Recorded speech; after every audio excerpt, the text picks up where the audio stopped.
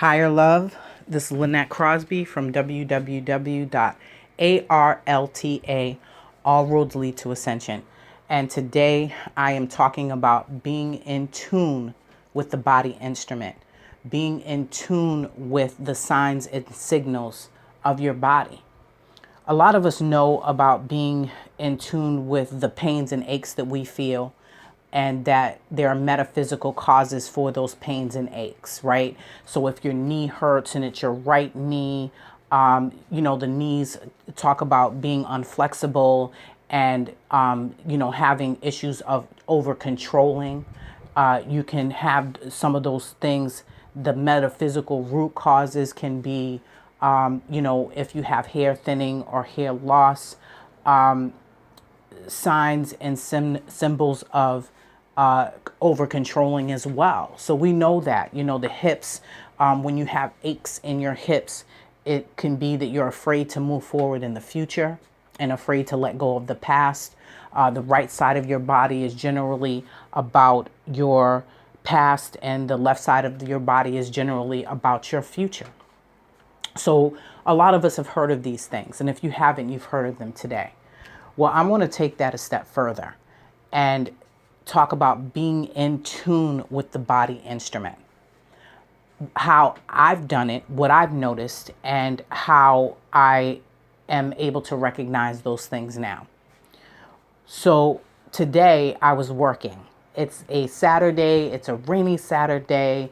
I did my joy practice this morning. I got up, but I wanted to work. I wanted to create. I felt that urge and that need to listen to the signs and symbols that I had been receiving from my spirit team about writing and connecting with light workers and other people and getting the information that I have to share that can help and complement their personal journeys as well as my own. My life purpose and soul mission is sharing the information that I know. And so because I was getting those symbols, today was like the perfect day. It's not a video day because the sun isn't shining bright, and it's not I didn't have anywhere to go. I could have, got up and tried to clean the room, but I've done that. I could do that at any point. I hadn't done any real computer time. So let me sit down and write. I had started an article, and then starting the article, I started this new thing of asking my spirit team, my heart, my thymus gland, my higher self, my angels, archangels, ascending masters for me. That's a part of my spirit team. And a new thing that I added in was asking help from my core and my soul. And once I started doing that a few days ago, I started noticing that if I was going to do something, and I wasn't really sure, but I had, or I was getting distracted, I would all of a sudden just kind of do a little tug on my right ear. And I was like, okay. And I started following those messages to where they led me. And last night I was getting a ride, and I was like, oh, I'm going to run to the store, and I'm going to go to the bank, and I'm going to get money out the bank. And I got a little tug on my ear, like, listen, we've already set up things for you. You asked us and we helped you. Listen and just be still. And in that moment I was. And as soon as I did that, my ride called. So I didn't have to walk anywhere or go anywhere or do anything extra. I have cleared myself enough now that I'm able to listen in a whole new way. And I've noticed that off and on, getting stronger for the past few days. But right now, today, as I was working this beautiful day and just sitting here and creating and creating and creating, I now have a new way of doing it, not having to do it alone, asking for clear and concise help and direction for the highest and best good. Asking my spirit team to help me, my angels to help me so that I can say things like, I listen to my angel's wisdom to gain confidence in my choices and actions. And it's been so helpful to me. But I always make sure that I put my heart first because that was the first part of me that I needed to learn how to listen to, my heart and my higher self, and to put my, these new tools and integrated fragmented parts of me that are now whole. I'm not whole in those ways. And now they can help me because I can listen and I can hear them. As I was writing, I started noticing the way that my body was reacting as I was writing certain things. And I went to go and write and talk about the angels, which sometimes makes me nervous. Am I going to turn someone off or shut someone down or have them think that this is a religious thing or this is like worst case scenario cult thing? I don't think like that. But what are they going to think? Am I going to reach them? Am I going to turn them away? Am I going to shut them down? Those are those subconscious fears. Because whenever you see something when it comes to religion, a lot of times we're programmed to roll our eyes. We're programmed to look away. That happened this morning with a friend of mine who is near and dear, who posted something on Facebook. And I looked at it and it was something religious, and I looked at it for a second and I felt resentment. And I was like, wait a minute, that's not my thought. All roads lead to Ascension. If that's what she wants to be, if that's what she wants to be and that's how she needs to speak, then I support her in that. Is she happy? Is she finding joy and peace and clarity and love within? Those are the things that matter. Those are the things that matter. And so from that's what inspired me to start writing. That's what inspired me to start writing this beautiful, all-encompassing letter and call to all energy workers, light workers, healers, guides, regardless of what their religious connection is, whether or not they have one, because I wrote this beautiful letter that is very specific and says it does not, you don't need to have a belief system in any way to read this, to understand this, to have it help you. But in the sitting down and writing this letter with this beautiful catalyst of understanding and self-respect and respect for her and seeing the divine and looking past what this moment was or this experience, releasing what no longer served me from it and embracing what served me from this letter, this catalyst. Now I'm able to help so many people. And in being able to help them, I was able to sit down and write this beautiful document, this beautiful article. And in writing that article, I noticed that when I got to certain things, when I went to go and say certain things, that I was like literally closing my lips in. You know how you kind of pull your lips in and just gum your gums together, your lips together, like you're holding back something.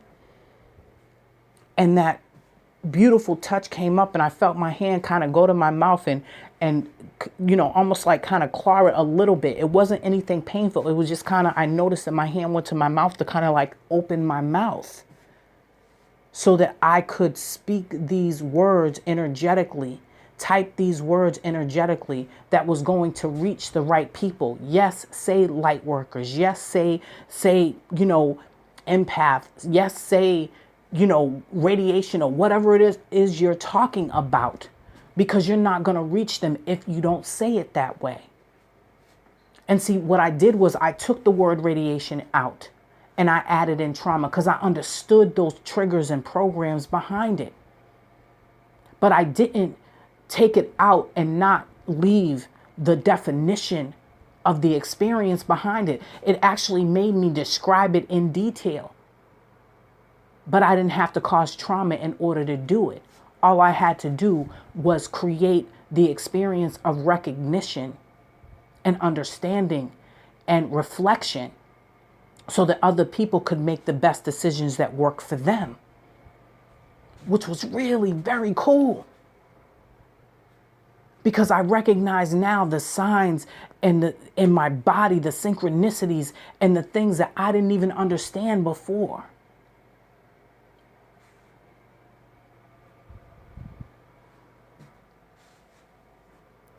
I'm pulling on my ear. I'm grabbing my mouth and not hard, but just kind of put my hand up to my mouth and you know, I'm gumming my mouth and keep my mouth shut. No, it's time to speak. And I don't have to be afraid of the words that I have spoken, because in the past, those that I wanted to listen to me would always shut me down. So it caused me to tiptoe over what I said, to tiptoe over what I did, to tiptoe over the truth that I had, for fear of making other energies that were low frequency, not people, uncomfortable. This moment of this audio is made because I got a beep on a horn on a car, because I'm so in tune with myself and my spirit team that I know and understand that that beep means yes, go do what you need to do. That's what you're supposed to do right now.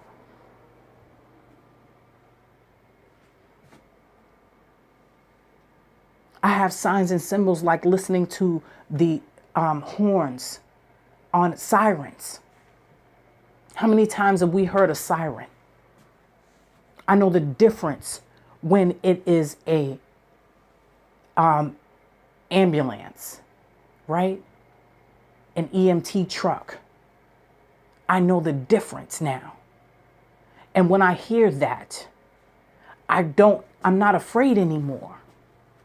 Because I used to look at it as, oh, it's a sign, because, you know, there's different signs, right? So for when you see a police car, it's pay attention to the numbers, pay attention to the voice and what you're hearing, because that's that blue, that's that throat chakra, that's a message trying to get through to you. When you see a fire truck and that red, it's that grounding, but pay attention to the number on it, because the number on it is a message specifically for you. When you see a EMT truck and there's no number on it, it means smile, expect miracles today. EMT. Expect miracles today. These are signs and symbols and things that I know, that I get to know because I am in tune with my body instrument, my mind instrument, my emotional instrument, my physical instrument, my energetic instrument, my spiritual instrument. And I wanted to share that with those of you that are wondering how to get the signs, how to pay attention, what to do. We keep thinking that we are alone in this journey and we are isolated in this journey and no one's there and no one's listening. And there was a point where we needed to go through our time so that we could process some emotions and learn some things and release some things that no longer served us. But those things, those experiences are now the pool of knowledge that we pull from. And now one of the greatest things that we can do for ourselves is to connect our gifts, our talents, our abilities, to flow with the stream of divine love that is you, I, us, one, individually and collectively.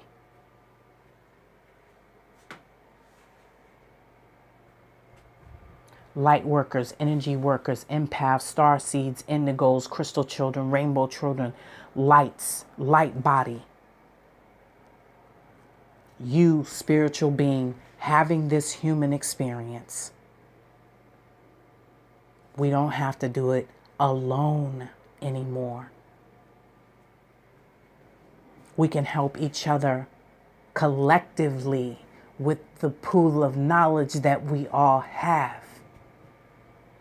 There is a lot that I know. There is a lot I have discovered. That there is so much that has been revealed to me and that gets to be revealed to you.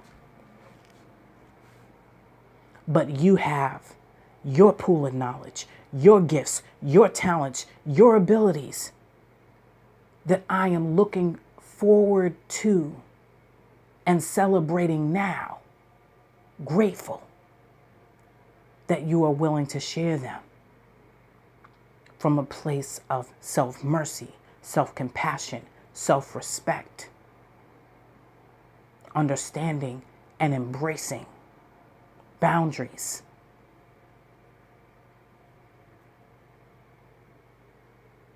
And the positive exchange, the healthy exchange, the collective exchange of receiving and giving.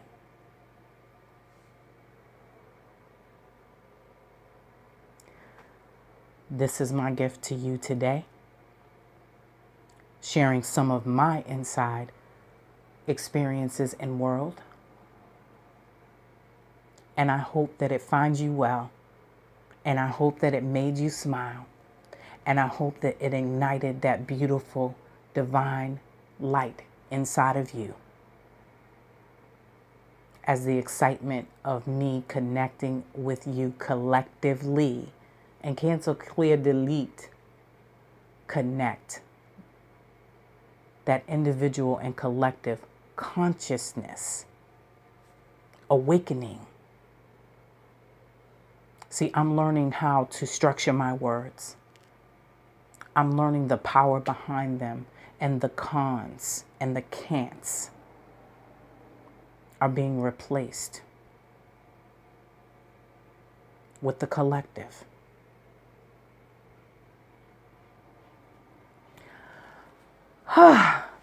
I love that I don't have to fake my way through life anymore in any way, under any circumstances. I hope you feel that way too. My name is Lynette Crosby. I'm creator of www.arlta.com, ARLTA. All roads lead to Ascension. Have faith in yourself and have faith in humanity. I will talk to you soon.